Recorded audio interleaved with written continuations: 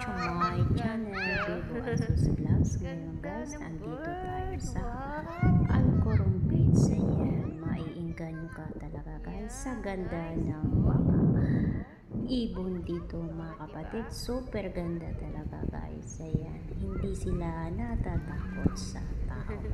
Ayan, diba? Ayan, pinaikot-ikutan nila ako sa aking ulong mga kapatid. Napakaganda pagmasdan mga kapatid ang mga ibon na ito. Yan ay kalapati mga kapatid.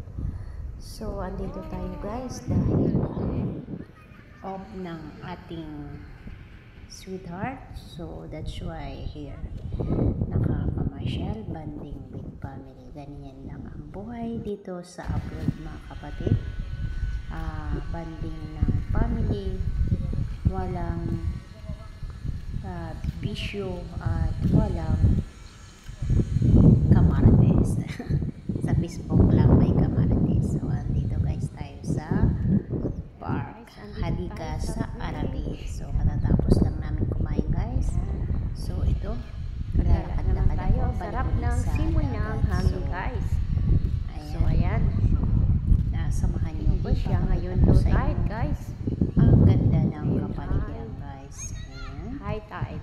Andito ang mga palaruan ng mga bata kapag Friday at Saturday dahil holiday dito. Tambak yan tabi guys. Ang mga bata at mga magpapamilya nagpipiknik sila guys. Yes. Kasama niya sa akin dahil maglalaro siya ng sa dagat at magtatampi siya sa tubig. Ingatan lang natin na hindi siya mapahamak dahil marami ditong sasakyan ang